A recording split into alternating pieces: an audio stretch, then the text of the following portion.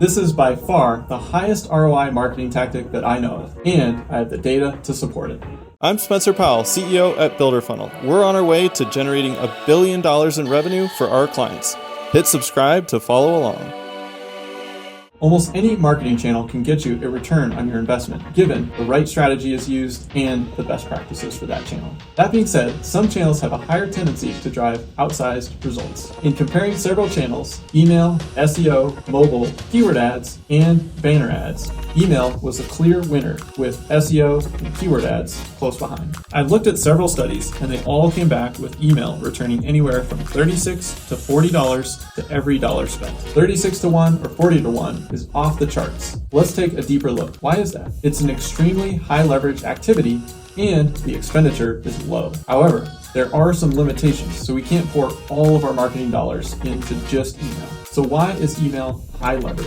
It's because we can write one email and then send it to hundreds, thousands, even tens of thousands of people at the same time. It's one to many. You might spend an hour writing one email, but if you can send that one email out to 5,000 people, that's an hour well spent. And software cost for email is extremely low. If you have an email list of, say, 5,000 people, it might only cost you a couple $100s a month for the software. The combination of low dollar amount, low time investment, and high reach is a powerful combination. Here's a personal example. In a 12-month span, I sent 147 non-automated emails. I've been doing this for a while, so I can produce about 3 emails in an hour. So, with 1 hour a week and a couple $100s a month in software, I was able to reach the inbox over 315,000 times. This resulted in over 170,000 opens and over 4,000 clicks. That's extremely high leverage and powerful, but there are some limitations. It can be super challenging to build an email list of hundreds, thousands, or even tens of thousands of engaged prospects. It can take time and money to build the list first,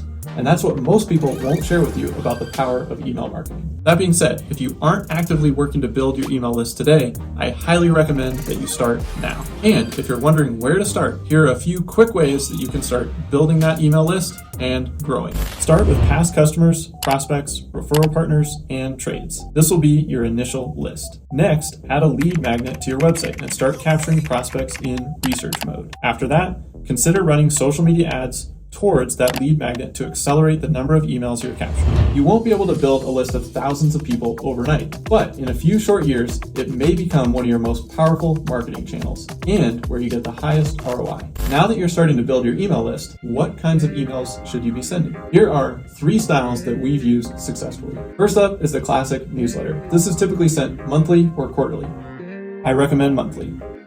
And it's a combination of visual, graphic design, plus an article or a note from the owner. It usually has multiple sections, maybe a project spotlight, a team member feature, and a link to an article or blog post. The newsletter is a great way to keep top-of-mind awareness with your email list and keep them engaged with your company. The second type of email is what we call a plain text email. It has virtually no graphics and no design, and it looks like an email that you would just send out of your personal inbox.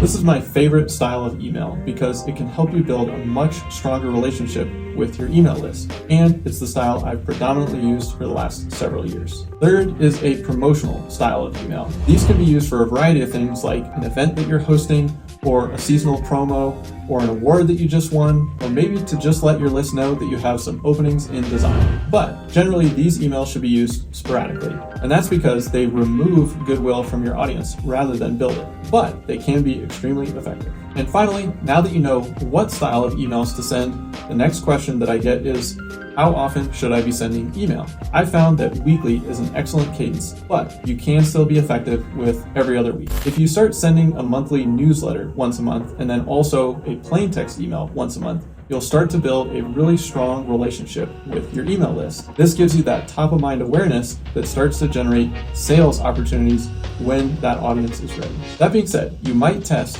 2 times a month versus 4 times a month. Look at your open, your click, and your unsubscribe rates and see if there is a sweet spot with your list. I actually saw my open and click rates go up the more emails that I sent. You might find the same. Let me know in the comments, how often do you send emails to your list? All right, we'll see you next time here on Builder Funnel TV.